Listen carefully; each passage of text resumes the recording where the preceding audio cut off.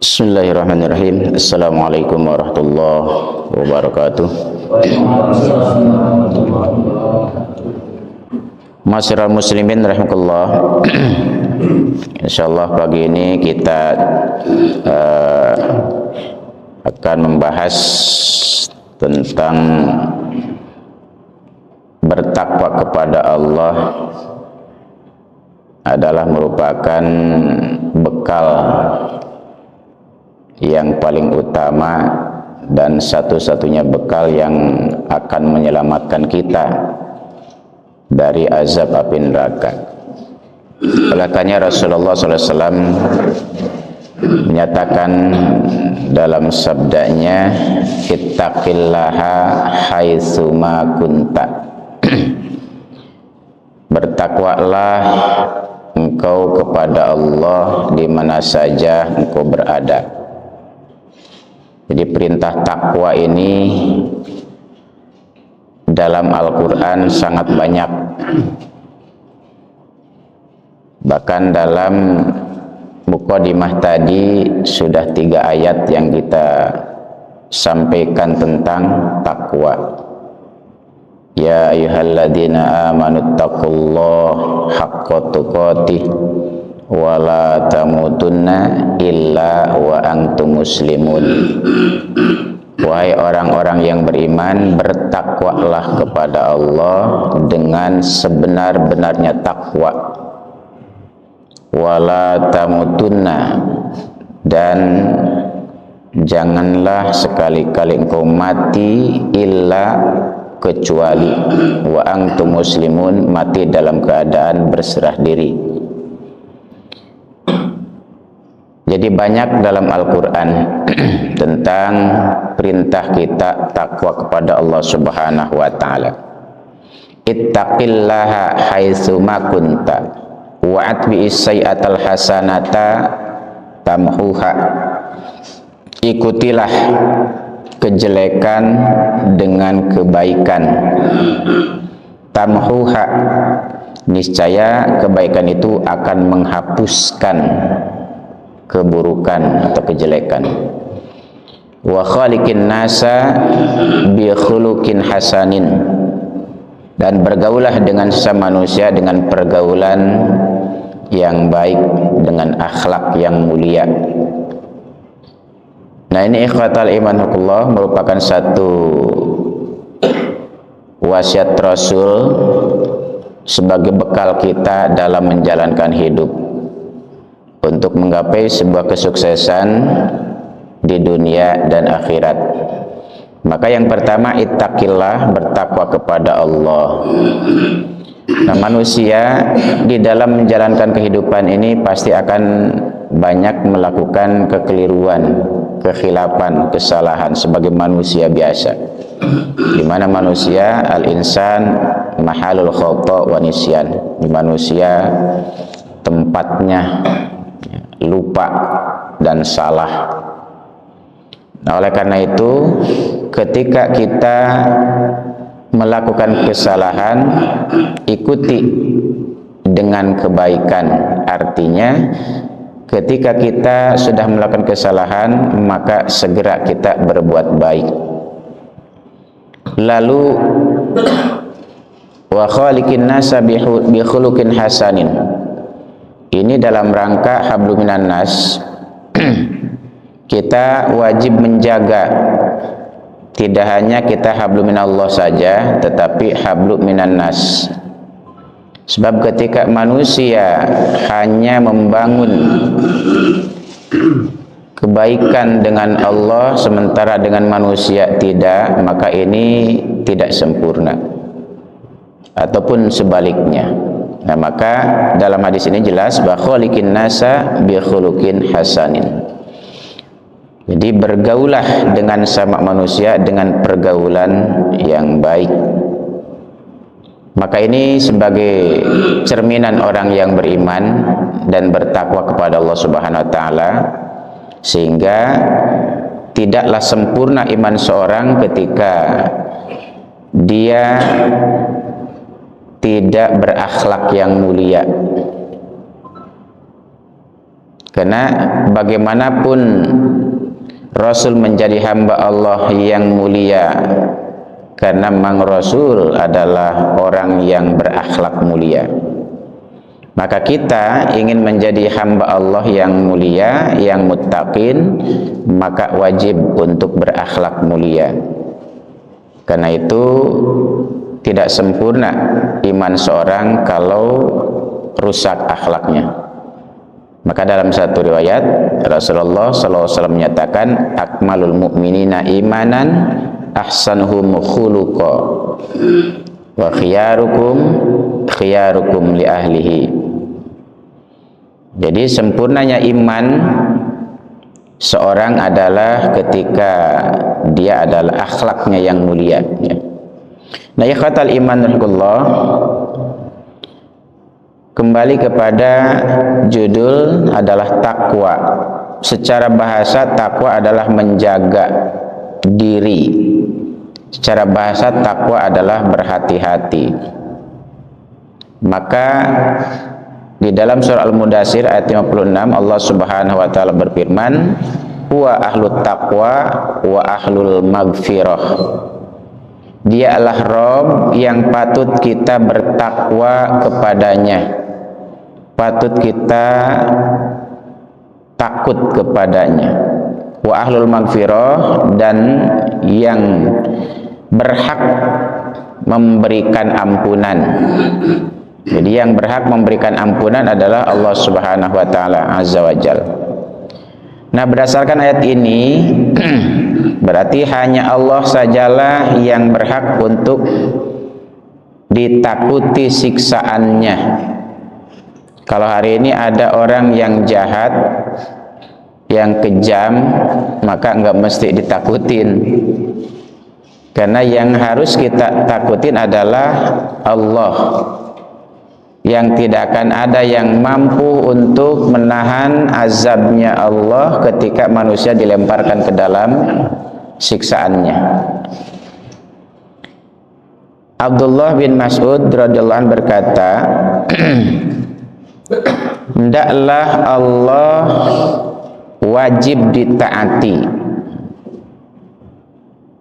Jadi wajib Allah ditaati dan tidak dimaksiati.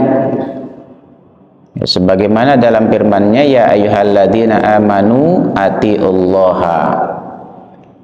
Ya, wahai orang-orang yang beriman, taatilah Allah. Wa ati'ur rasul, dan taatilah Rasul. Maka wajib mentaati Allah dan wajib untuk menjauhi larangan Allah atau tidak melaksanakan maksiat kepada Allah.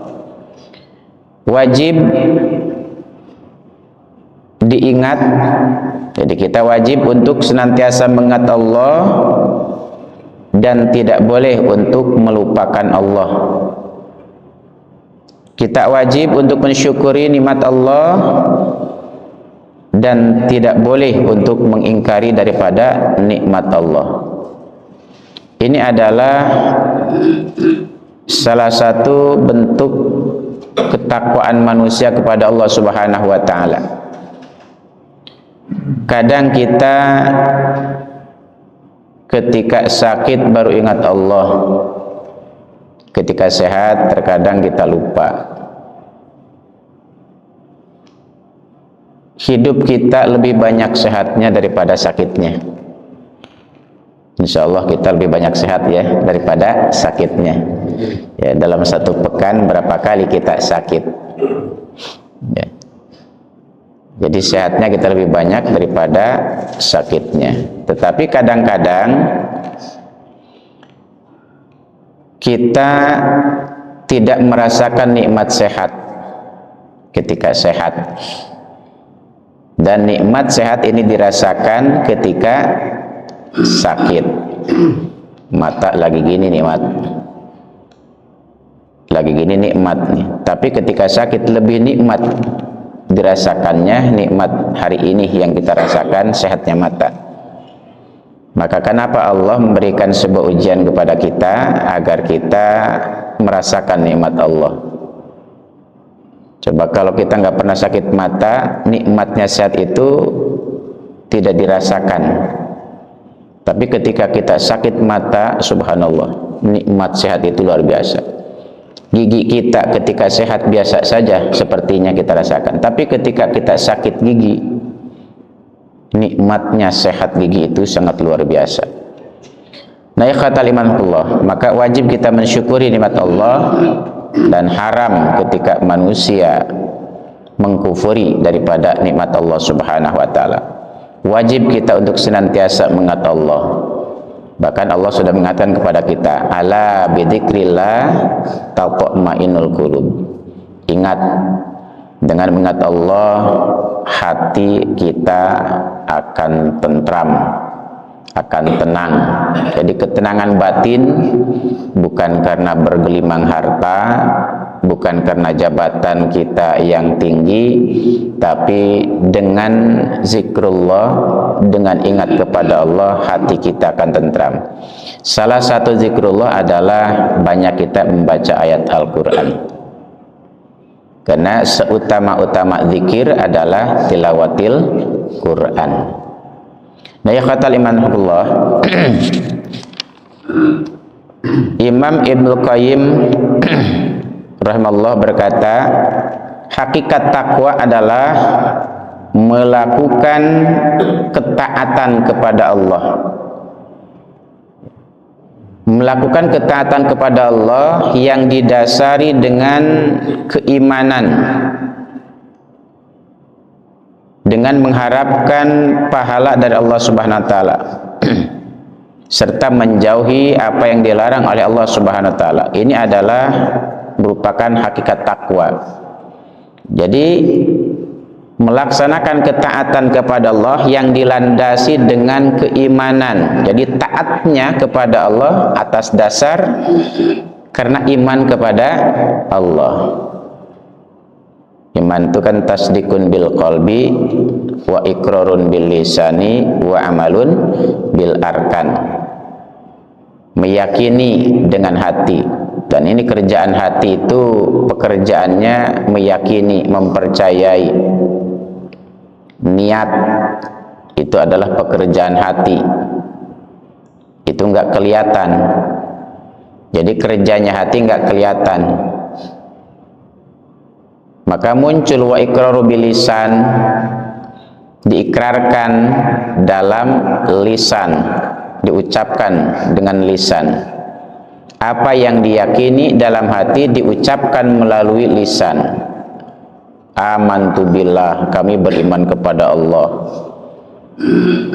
Kami beriman kepada para malaikat Allah, kitab-kitab Allah, para rasul Allah, iman kepada hari akhir, iman kepada qadar baik dan buruk. Ini diucapkan melalui lisan.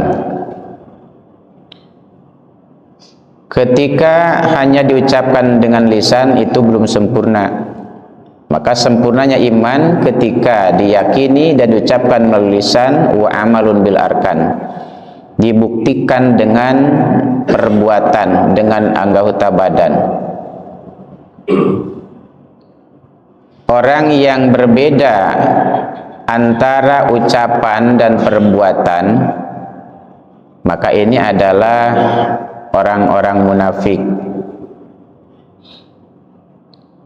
Di hati dengan ucapan, di hati dengan perbuatan berbeda, ini orang munafik. Dulu orang-orang munafik mengatakan kami beriman kepada Allah, kami beriman kepada Rasul. Secara lisan dia ucapkan, secara perbuatan juga dia mengikuti pekerjaan cara orang-orang yang beriman. Ketika sahabat sholat, orang munafik pun sholat, tapi hatinya dia tidak beriman. Wa ma hum bimu'minin. Kenapa mereka mengatakan dan melakukan itu? Karena mereka takut diperangi, sehingga dia menampakkan keislaman dan menyembunyikan kekafiran. Ini orang munafik. Maka kita sebagai orang yang beriman Dan cerminan orang yang bertakwa tentu selain kita meyakini di dalam hati kita, membenarkan di dalam hati kita, diucapkan melalui lisan kita, maka amalkan dengan anggota badan. Jadi sholatnya kita bukan karena berpura-pura, dan yakin tidak ada yang berpura-pura, ya. Orang yang beriman dalam sholatnya betul-betul adalah merealisasikan apa yang dia yakini, bahwa sholat itu adalah wajib sebagai bentuk perintah Allah, dan caranya pun mengacu kepada uswah Rasulullah Sallallahu Alaihi Wasallam.